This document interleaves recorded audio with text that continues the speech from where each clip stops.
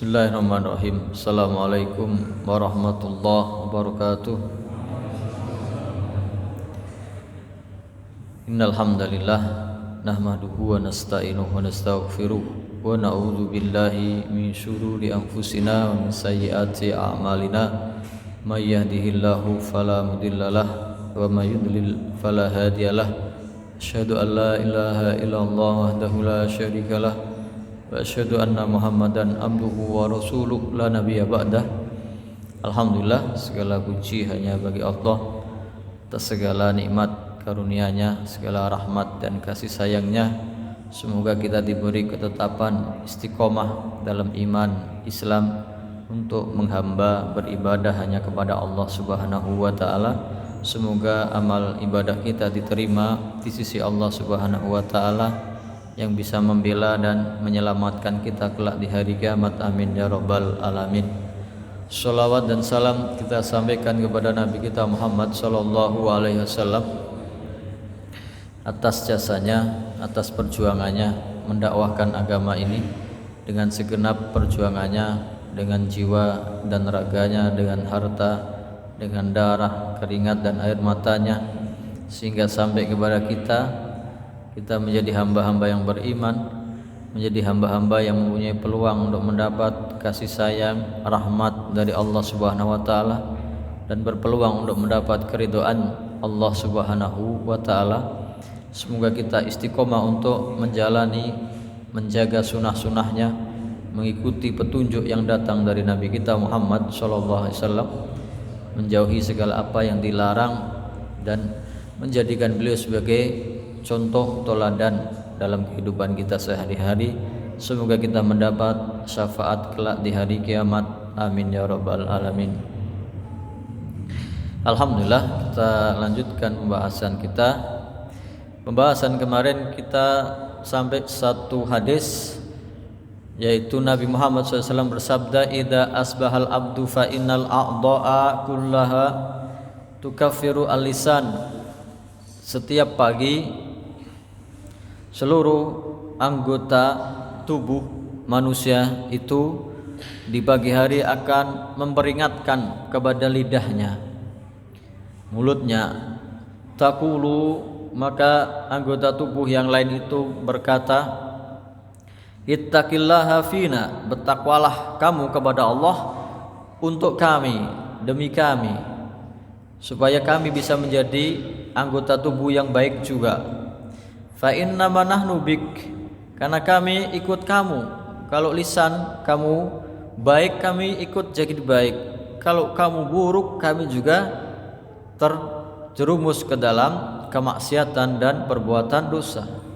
Fa in istaqamta istaqamna, kalau engkau istiqomah dalam ketaatan, maka kami seluruh anggota tubuh yang lain akan istiqomah untuk taat kepada Allah Subhanahu wa taala, tunduk, syukur, beribadah hanya kepada Allah Subhanahu wa taala. Wa in iwajadna, kalau engkau bengkok, engkau menyimpang dari perintah Allah, maka kami juga akan bengkok, kami menyimpang dari aturan dan hukum-hukum Allah Subhanahu wa taala. Maka lisan ini yang memegang peran utama dalam memimpin seluruh anggota tubuh di dalam manusia untuk mengajaknya ke dalam kebenaran, ketaatan kepada Allah Subhanahu wa taala. Kalau kita bandingkan kehidupan kita dengan para ulama salafus soleh, orang-orang terdahulu yang sangat alim, sangat solih, sangat menjaga dirinya, di antara mereka ada yang berkata, seseorang itu bermuhasabah, menghisab dirinya, menyesali perkataannya hanya gara-gara mengucapkan yaumun harun wa yaumun barid, seperti yang biasa kita ucapkan. Hari ini kok panas sekali, hari ini kok dingin sekali. Itu saja dia merasa menyesal mengucapkannya, karena gak ada manfaatnya dan cenderung terkesannya dia mengeluh atau menggerutu terhadap segala nikmat dari Allah Subhanahu wa taala. Dia menganggap itu sesuatu yang luar biasa, yang sangat berbahaya bagi dirinya. Padahal bagi kita biasa mengatakan oh ini panas sekali, oh ini dingin sekali, nggak ada puasnya. Ketika dikasih panas terik katanya panas, katanya pengap, katanya nggak enak. Begitu dikasih hujan, dikasih cuaca yang dingin, katanya menggigil, katanya banjir, semua nggak ada puasnya. Seakan-akan manusia itu hanya bisa mengeluh saja, tidak pandai bersyukur kepada Allah Subhanahu wa taala. Bahkan para salafus saleh mengatakan yaumun harun, oh hari ini panas, wa yaumun baridun, ini kok dingin sekali. Itu saja mereka menganggapnya sesuatu yang merugikan. Kok bisa keluar dari ucapan saya? Sedangkan kita menganggapnya biasa. Kemudian ada orang yang mengatakan, ini dari ulama juga, ketika memerintahkan kepada pembantunya, kita ambil tikar atau apa di padang pasir, kemudian kita main-main saja. Setelah mengucapkan itu dia menyesal, astagfirullah, dia beristighfar, ya Allah ampuni saya. Ma atakallamu bi kalimatin illa wa ana khattuha ahtimuha wa azumuha. Aku senantiasa selama ini berbicara, selalu saya kontrol, saya pilih ucapan saya. Kecuali yang ini tadi, hanya pengen sekedar main-main, kegiatan yang enggak ada manfaatnya, ini dia menyesal, astagfirullah. Illa hadhil kalimah, kecuali kalimat yang baru saja aku ucapkan. Kharajat minni bighairi hitamin wala zimam. Kok keluar tanpa sengaja, tanpa kontrol, tanpa kendali, tanpa saya pikirkan dulu. Itu saja dia menyesalinya gara-gara ucapan yang keluar tanpa tanpa dia pikirkan terlebih dahulu. Makanya para ulama itu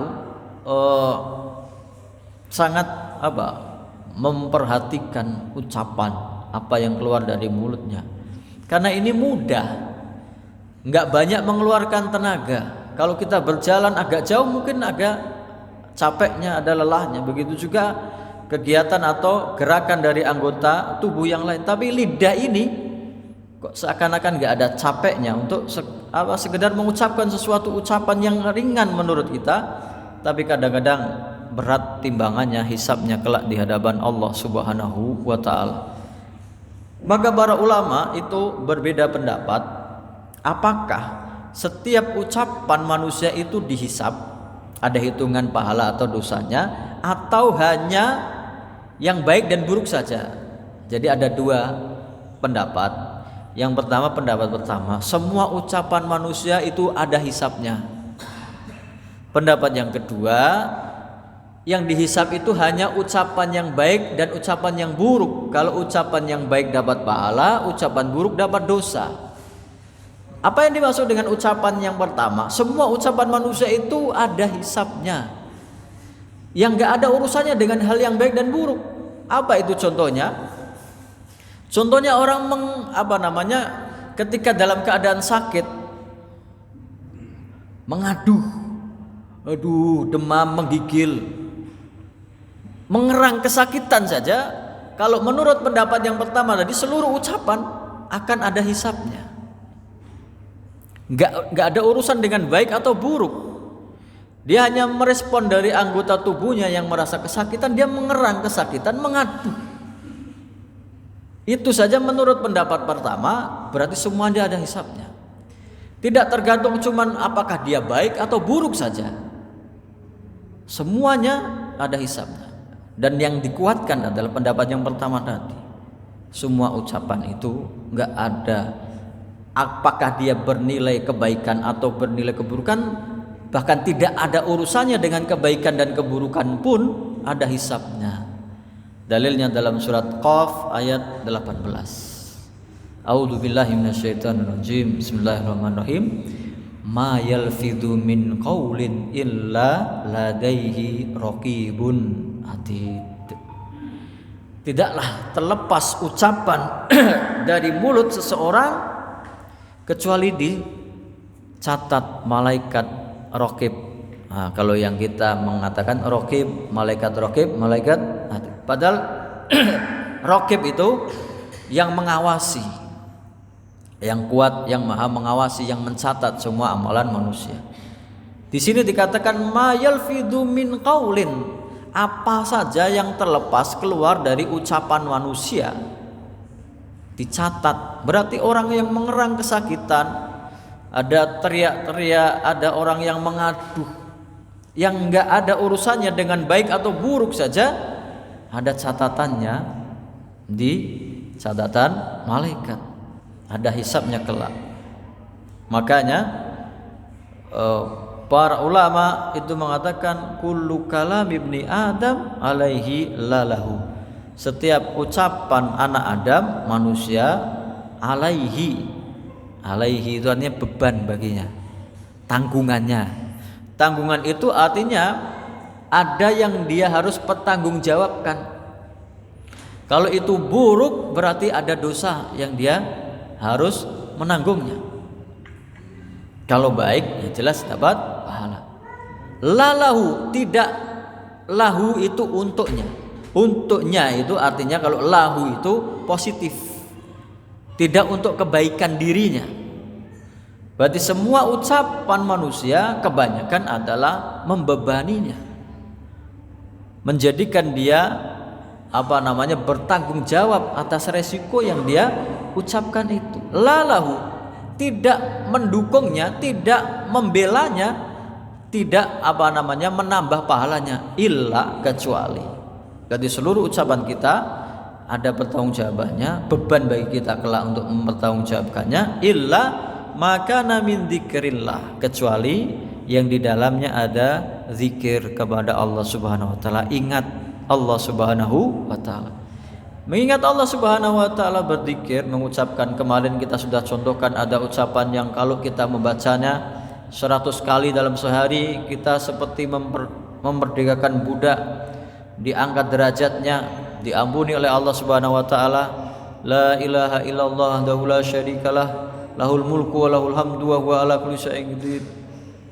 Ada subhanallah bihamdi, subhanallahil azim, dua kalimat yang ringan di lisan, yang berat di timbangan, dicintai oleh Allah Subhanahu wa taala. Kecuali yang ada zikir atau mengingat Allah Subhanahu wa taala, mempelajari Al-Qur'an, membaca Al-Qur'an. Illa makana min dzikrillah aw mawala, atau yang isinya untuk ketaatan kepada Allah Subhanahu wa taala. Maka ucapan manusia al-kalamu asiruka. Asir itu tawanan. Semua ucapan itu aslinya tawanan kamu. Yang selama ini belum kita keluarkan berarti masih tertawan, tahanan kita. Kita memilih ucapan itu apakah akan kita keluarkan atau tetap kita simpan. Kita punya pikiran yang tidak baik, itu ada kata-katanya. Apakah kita mau mengeluarkannya atau tidak, itu masih dalam tawanan kita, kekuasaan kita. Berarti selama itu belum dikeluarkan, masih dalam tahanan kita, kekuasaan kita belum keluar dari mulut kita. Tapi ketika sudah keluar, fa idza kharaja min fika, kalau ucapan itu sudah keluar dari mulutmu, sirta asiru, kamu yang jadi tawanannya, kamu yang harus mempertanggungjawabkan ucapanmu itu, kamu harus menanggung akibatnya. Kalau itu sudah keluar, maka jangan banyak ibaratnya komentar, berdebat yang nantinya akan membebani kita sendiri, membuat kita lebih bertanggung jawab. Jangan banyak mengucapkan sesuatu yang kelak kita malah akan berkata, oh saya maaf, saya nggak sengaja, oh saya maaf, saya nggak pikirkan. Jangan mengucapkan sesuatu yang nantinya kalau sudah keluar kamu harus meminta maaf untuk ucapanmu itu. Sibuk kamu untuk banyak komentar, banyak minta maaf, banyak merevisi, membenarkan maksud dari ucapan yang tadi. Beban bagi kita. Al-kalamu asiruka, ucapanmu itu aslinya masih dalam tahananmu, kekuasaanmu, kontrolmu, kendalimu. Fa idza kharaja, kalau ucapan itu sudah kamu keluarkan, ucapkan keluar dari mulutmu, sirta asirau, engkau yang jadi tawanannya. Maka zaman sekarang banyak undang-undang ada di Indonesia, undang-undang ITE, informasi dan transaksi elektronik ini. Banyak orang masuk penjara gara-gara komentar di HP seperti ini. Apalagi kelak ini sudah tahun 2023, sebentar lagi orang ramai dengan urusan macam-macam. Ada yang politik, ada yang macam-macam. Banyak gara-gara seperti itu orang jadi ribet, jadi bertengkar, jadi berdebat hanya urusan yang sepele. Wallahu inda lisani kulli qail. Nah, tadi dalilnya Allah Subhanahu wa taala akan meminta pertanggungjawaban dari setiap ucapan yang kita keluarkan dari mulut kita. Ma yalfidu min qaulin illa ladaihi raqibun atid. Tidaklah ada ucapan yang keluar dari mulutmu kecuali ada malaikat yang siap mencatatnya, mengawasi. Enggak ada lupanya, enggak terlewat. Bahkan tadi pendapat yang pertama tadi yang kuat, segenap ucapanmu walaupun enggak ada artinya, mengadu atau mengeluh menggerutu, enggak ada artinya, tapi itu ada catatannya di sisi malaikat. Tidak hanya yang berkenaan dengan yang baik atau yang buruk saja, semua ucapan. Dan mulut ini atau ucapan yang kita keluarkan ini punya masing-masing resiko. Ada dua resiko. Kalau yang satu lolos, yang satunya belum tentu kita lolos. Yang satu adalah ucapan. Kalau kita ucapkan tadi ada resiko. Kalau itu buruk berarti kita menanggung dosa. Bahkan kadang harus minta maaf kepada orangnya, harus merevisinya. Kalau kita lolos dari yang satu ini, kita baik ucapannya, kita atau tidak mengucapkan, maka bahaya juga, ada bahaya diam. Nah, diam itu ternyata juga ada dosanya. Kemarin dalam pertemuan beberapa yang lampau itu kan ada kisah Bani Israel yang bermaksiat. 3 golongan, yang satu bermaksiat kepada Allah Subhanahu wa taala, golongan kedua yang menasehati, golongan yang ketiga mendiamkan. Kalau yang menasehati berarti dia mengucapkan sesuatu yang baik, akibatnya baik baginya, maka dia yang diselamatkan oleh Allah Subhanahu wa taala. Sedangkan yang bermaksiat jelas dikutuk oleh Allah Subhanahu wa taala menjadi kera dan babi. Nah, yang tidak disebutkan adalah yang mendiamkan. Dalam istilah yang lain, kalau kita diam terhadap sesuatu kejahatan, kemaksiatan yang ada di depan kita, padahal kita mampu untuk merubahnya, berarti fasakitu anil haqqi syaitonun ahras. Orang yang diam atas kebenaran, maksudnya dia diam, ada kemaksiatan di depan matanya, tidak mengucapkan atau mengajak mencegah kemungkaran itu dengan ucapannya atau dengan perbuatannya, disebut syaitonun ahras, setan yang bisu. Kalau orang yang mengajak kepada kemaksiatan, maka disebut setan yang syaitonun natik. Orang yang berbicara dengan kebatilan, mengajak orang bermaksiat atau menjerumuskan orang pada keyakinan yang salah, syaitonun natik, setan yang bicara. Tapi kalau orang membiarkan kemaksiatan, kejahatan, kemungkaran di depan matanya tanpa ada usaha sedikit pun untuk mencegah dan memperbaikinya, disebut syaitonun akhras, setan yang bisu. Dua-duanya punya pertanggungjawaban. Berarti diam saja kadang-kadang kita bertambah dosa kita. Kalau diamnya untuk membiarkan perbuatan dosa dan maksiat, membiarkan kejahatan berlaku merajalela di depan kita. Ya rahmatullah. Kemudian dua hal ini, bicara ya juga harus dikontrol, diam juga harus pada tempatnya. Berbicara untuk hal yang berguna, diam kalau kita tidak mampu untuk mengucapkan sesuatu yang baik. Tapi ketika kita dituntut untuk merubah sesuatu yang buruk, maka harus ada usaha mencegah kemungkaran, kalau bisa dengan tangan, dengan kekuasaan, kalau tidak dengan nasihat. Bahkan yang mendiamkan kalau tidak mampu, tapi tidak mampu itu harus ada usahanya. Kalau tidak mampu, dia mencegah atau tidak ikut atau tidak setuju dengan hatinya, dan itu selemah-lemah iman. Nah, maka jangan jadikan ucapan kita itu sia-sia hanya untuk yang tidak ada gunanya, hanya untuk mengisi waktu luang dan lain sebagainya. Akhir dari pembahasan tentang masalah ucapan atau bahaya lisan ini adalah bahwasanya kelak di hari kiamat ada orang yang datang dengan amal ibadah yang banyak, pahala yang segunung, tapi ternyata semua pahalanya ini hilang, lenyap gara-gara ucapannya.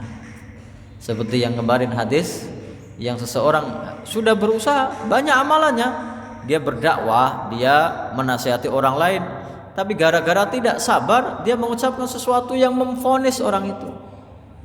Demi Allah, wallahi la yaghfirullahu li fulan, Allah tidak akan mengampuni fulan ini. Padahal Allah maha luas rahmat dan kasih sayangnya. Hanya gara-gara satu ucapan saja menjerumuskan dia ke dalam azab Allah Subhanahu wa ta'ala.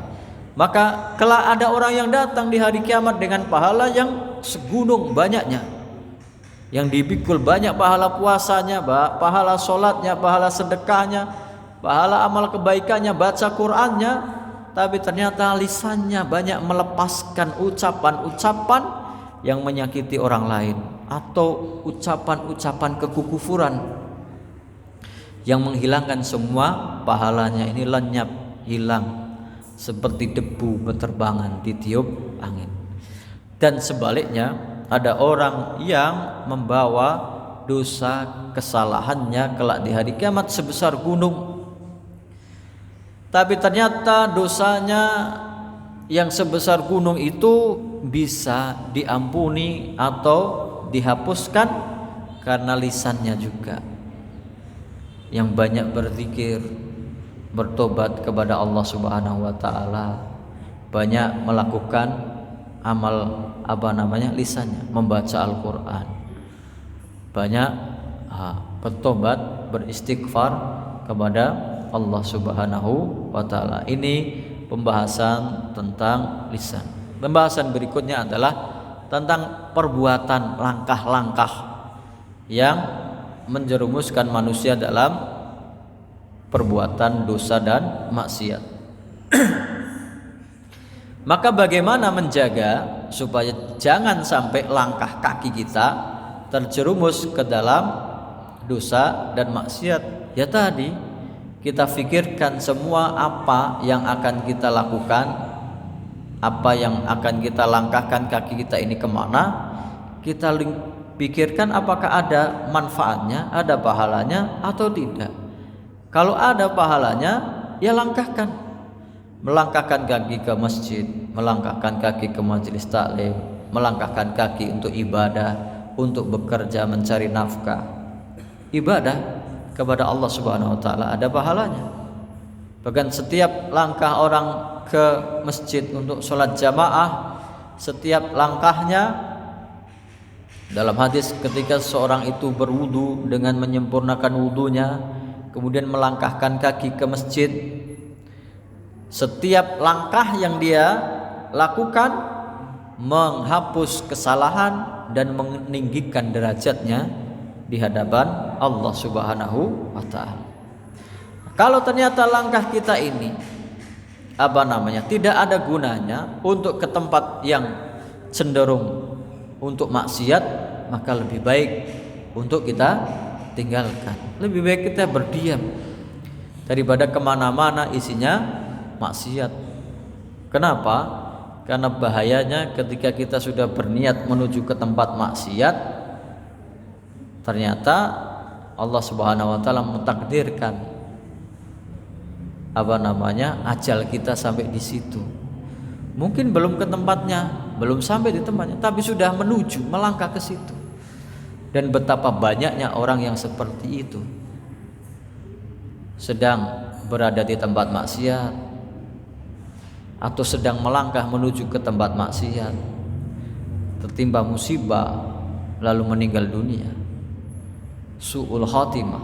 Bahkan ada yang dalam keadaan yang naudzubillahi min dzalik, dalam keadaan mabuk, dalam keadaan berbuat maksiat, dalam keadaan mengerjakan perbuatan dosa, meninggal di tempat seperti itu, melangkahkan kaki di tempat yang salah. Kemudian kalau tidak bisa, ya jadikan perbuatan mubah kita. Perbuatan mubah itu enggak untuk maksiat, enggak untuk maksiat, tidak juga untuk ibadah. Mubah. Kita bekerja, ada yang sekolah, belajar, mubah. Atau makan, atau minum, mubah. Tapi kalau itu kita niatkan untuk ibadah kepada Allah Subhanahu wa taala. Saya makan supaya saya mengisi raga saya untuk mempunyai tenaga untuk bisa saya ibadah kepada Allah Subhanahu wa taala, dapat pahala. Saya bekerja untuk menafkahi anak istri saya, ibadah. Saya misalnya belajar untuk menuntut ilmu, untuk ketaatan kepada Allah, ibadah. Sesuai dengan niatnya. Maka dua bahaya tadi, kalau kita rangkum dari yang aslinya sudah kita bahas berarti 4, yaitu tahapan orang itu bermaksiat, yaitu apa yang dia lihat, pandangan matanya. Yang kedua adalah lintasan yang ada dalam pikirannya yang menimbulkan niat, tekad, keinginan, syahwat. Yang ketiga yaitu tentang ucapan. Ketika hanya melihat juga ada dosanya, apalagi terlintas dalam pikiran kemudian diucapkan. Setelah diucapkan ternyata dilakukan. Nah, ini tahapan-tahapan orang melakukan perbuatan dosa dan maksiat. Makanya untuk yang dua ini, yang terakhir ini adalah yaitu tentang langkah kaki dan ucapan dalam melakukan perbuatan yang tidak diridhai oleh Allah Subhanahu wa taala, yaitu berbuat dosa dan maksiat. Maka di dalam Al-Qur'an di surat Al-Furqan, ini di ayat-ayat terakhir dari ayat 63 surat Al-Furqan tentang ibadur rahman. Wa ibadur rahmanil ladzina yamshuna 'alal ardi hauna wa idza khatabahumul jahiluna qalu salama. Ciri pertama ibadur rahman, hamba-hamba Allah yang Maha Pengasih. Ini orang-orang yang bertakwa. Ciri yang pertama dari ayat 63 surat Al-Furqan ini adalah wa ibadur rahmanil ladzina yamshuna 'alal ardi hauna. Yang pertama adalah mereka itu berjalan di atas muka bumi ini dengan rendah hati, tidak sombong, tidak membanggakan diri, tidak membusungkan dadanya. Dan yang kedua wa idza khatabahumul jahiluna qalu salama. Ketika dikomentari ada orang jahil yang mengejeknya, menghinanya, maka dia mengatakan qalu salama, ucapan yang baik, menolaknya dengan baik. Ibad jamak dari abid, ibadur rahman. Ibad jamak dari abid, hamba. Tapi abid ini Kalau kita dalam bahasa Arab itu isim fa'il dari abada, ya'budu, menyembah. Berarti orang yang tunduk menyembah kepada Allah Subhanahu wa taala. Kalau abdun, hamba. Abdun jamaknya abidun. Tapi di ayat ini adalah ibadun. Wa ibadur rahman, dan hamba-hamba Allah. Mufradnya, tunggalnya tadi abid, orang yang menghamba menyembah Allah Subhanahu wa taala, tunduk dengan perintahnya, menjalankan segala ketaatan kepadanya dan menjauhi segala yang dilarangnya, yang dilarang oleh Allah Subhanahu wa taala, dengan segala ketundukan, rasa takut, rasa harap, rasa cinta kepada Allah Subhanahu wa taala, mengharapkan keridhaan, pahala dari Allah Subhanahu wa taala kelak di hari kiamat.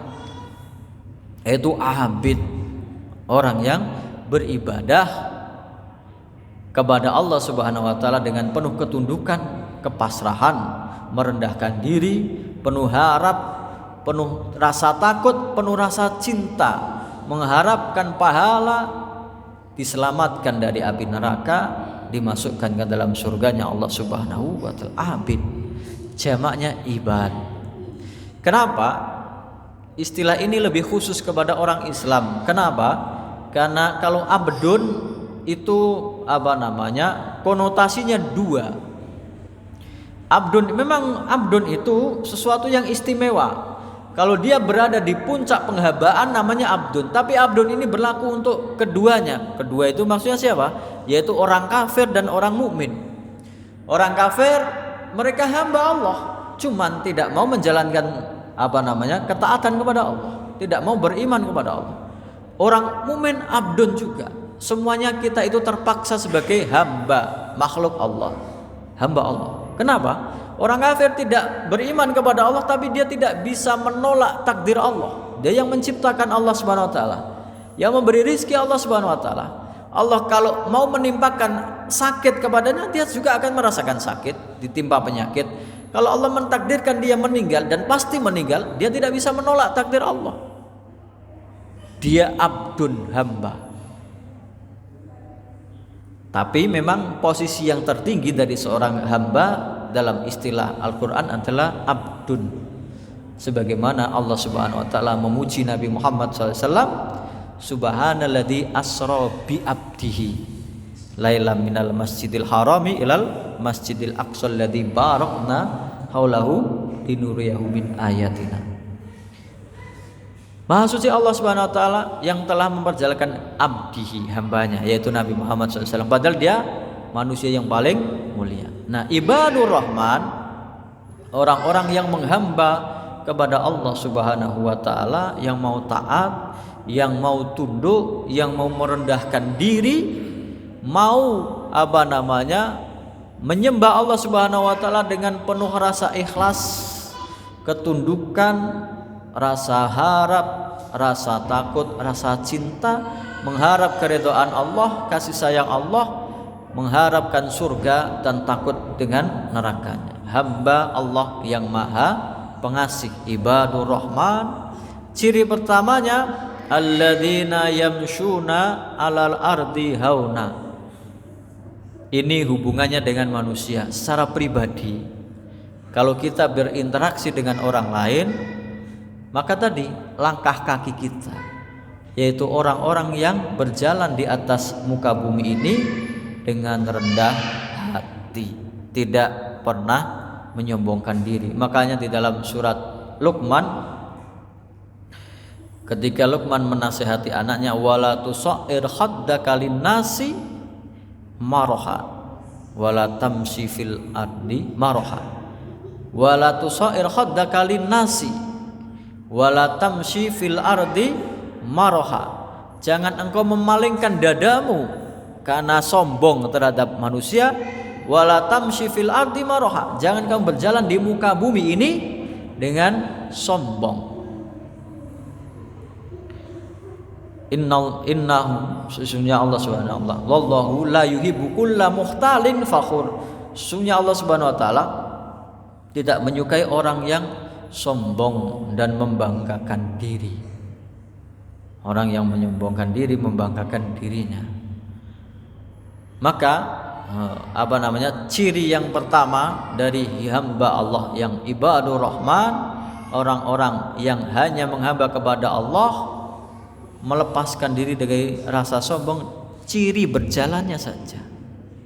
Orang yang berjalannya untuk mencari keridhaan Allah Subhanahu wa taala. Yang kedua, wa idza khatabahumul jahiluna qalu salama.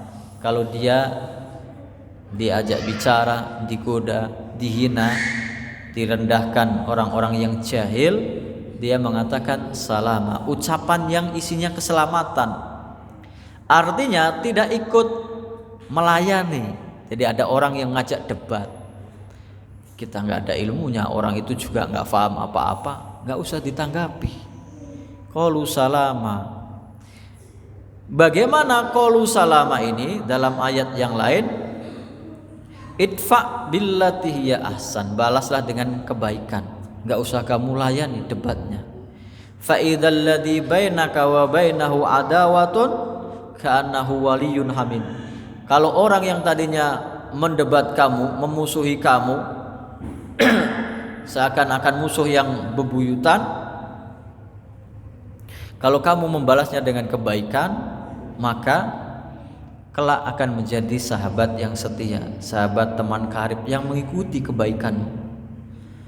Maka dalam ayat yang lain, surat Al-Qasas ayat ke-55, ciri orang yang tadi ketika dikata-katai oleh orang-orang yang jahil, wa idza sami'ul lagwa a'radu anhu. Orang itu ketika mendengar lagu sesuatu yang melalaikan, a'radu anhu, berpaling darinya, enggak ngurusin, enggak usah dilayani. Apa jawabannya? Qalu salama ini kalau kita ikuti surat Al-Qasas ayat 55, wa qalu lana a'maluna walakum a'malukum. Sudah, enggak usah banyak komentar. Kami bagi kami amal kami siap bertanggung jawab kepada Allah Subhanahu wa taala. Walakum a'malukum, bagimu amalmu, sudah kamu nanti akan bertanggung jawab kepada Allah Subhanahu wa taala. Aku enggak ikut campur urusanmu, enggak ikut menilai kelakuanmu, tapi aku juga hanya bertanggung jawab kepada Allah. Enggak ada urusannya aku denganmu. Aku dosa, aku nanggungnya kepada Allah Subhanahu wa taala. Pahala Allah yang akan membalasnya. Kamu juga amalmu tergantung apakah kamu berdapat pahala atau berbuat dosa. Walakum a'malukum salamun alaikum. Selamatan. Semoga kamu selamat. Semoga kamu mendapat petunjuk dari Allah Subhanahu wa taala. La nabtaghil jahil. Kita tidak cari-cari, tidak mengikuti orang-orang yang jahil. Kenapa disebut jahil? Jadi Nabi kita Muhammad SAW adalah al-ummi. Walladzi ba'atsa fil ummiyina rasulam minhum. Dialah Allah Subhanahu wa taala yang mengutus dari kaum yang ummi rasul utusan darinya. Kita mengikuti Nabi kita ummi, yang tidak bisa membaca, tidak bisa menulis, tapi punya fitrah kebaikan. Al-ummi ini orang nggak bisa baca, nggak bisa menulis, berarti tidak dapat informasi apapun, kosong, nggak tahu apa-apa. Jadi dia nggak punya persepsi apa-apa. Sedangkan jahil itu adalah orang yang sudah punya persepsi. Maksudnya sudah menganggap sesuatu itu sesuai dengan anggapannya, dan anggapannya itu salah. Kalau orang ummi, dia nggak punya anggapan apa-apa. Dihadapi suatu masalah sama sekali nggak tahu. Oh, saya nggak tahu. Ketika diberi informasi, dia akan percaya, gampang. Beda dengan orang yang jahil. Orang jahil itu meyakini sesuatu kebenaran, padahal itu salah. Meyakini sesuatu kebenaran. Contoh gampang, orang membuat ritual menyembelih kambing atau kerbau, lalu ditanam atau dipersembahkan kepada pohon atau laut atau sungai. Dia meyakini itu benar, dia meyakini itu baik, dia meyakini itu kebaikan. Nah, kita agak susah untuk menjelaskan kepada orang yang sudah meyakini bahwa itu baik. Berarti pertama kita harus merubah keyakinannya bahwa sesuatu yang dia lakukan itu ternyata salah. Ketika dia sudah mengakui bahwa itu salah, baru kita masukkan yang benar. Tidak boleh kita menyembah, mengagungkan, mensucikan segala sesuatu kecuali hanya Allah Subhanahu wa ta'ala. Berarti tugas kita double kalau berhadapan dengan orang yang jahil ini. Membenarkan, mengeluarkan keyakinannya yang sudah salah di dalam hatinya, dikeluarkan supaya itu tidak menjangkiti di dalam keyakinannya, di dalam hatinya, dan memasukkan informasi yang benar. 2 kali kerjanya. Beda dengan yang Umi tadi, nggak tahu apa-apa. Oh, saya nggak tahu apa-apa kok. Ya sudah, jangan seperti itu. Ya sudah, saya ikut. Nah, bedanya ngurusi orang yang jahil itu seperti itu.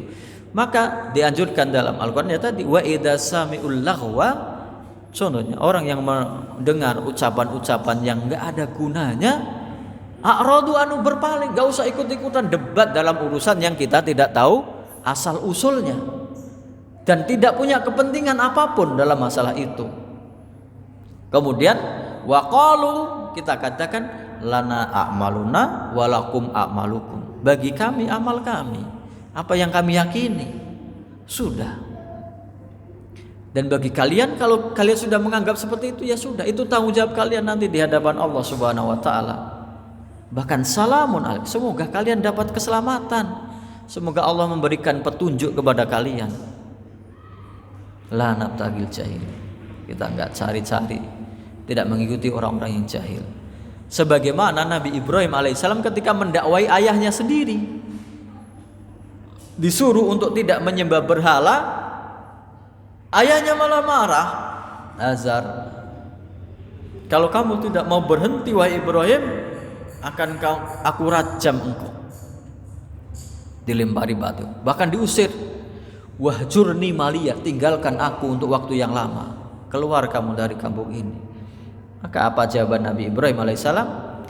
Salamun alaika sa'astaghfirulaka rabbi, semoga keselamatan bagimu. Artinya semoga Allah memberi petunjuk bagimu, semoga engkau sadar atas segala kejahilanmu. Sa'astaghfirulaka rabbi, aku akan memintakan ampunan kepadamu, kepada Tuhanku.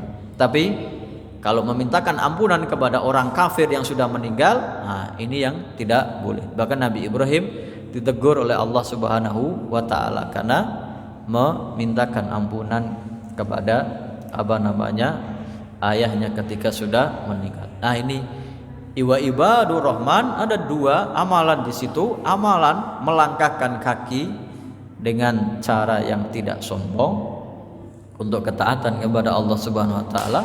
Ketika dikata-katai, diajak debat, dihina oleh orang-orang jahil, mengatakan sesuatu yang menyelamatkan, berpaling darinya, tidak usah ikut berdebat. Maka di situ untuk keselamatan ada 2 anggota tubuh kita, langkah kaki kita untuk ketaatan, ucapan kita, ucapan yang menyelamatkan diri kita. Sedangkan yang 2, yang awal itu yaitu tentang pandangan dan fikiran, ada di dalam surat Ghafir ayat 19. Dialah Allah Subhanahu wa taala, ya'lamu kha'inatal a'yuni wa ma tukhfis sudur. Dialah Allah Subhanahu wa taala yang mengetahui pengkhianatan mata, lirikanmu, pandanganmu terhadap yang dilarang oleh Allah Subhanahu wa taala. Allah Maha mengetahui. Wa ma tukhfis sudur, dan apa yang kamu simpan di dalam hatimu, di dalam dadamu, lintasan fikiranmu, apa yang ada di dalam benakmu, Allah Maha mengetahui. Dan ini semua, 4-empatnya ini semuanya adalah tahapan-tahapan seseorang yang menjerumuskan seseorang. Kalau itu tidak dicegah, tidak dikontrol, tidak dikendalikan, menjerumuskan seseorang pada kejahatan, kemaksiatan yang perbuatan itu perbuatan keji. Misalnya adalah perbuatan zina. Makanya Nabi Muhammad SAW bersabda, aksaru ma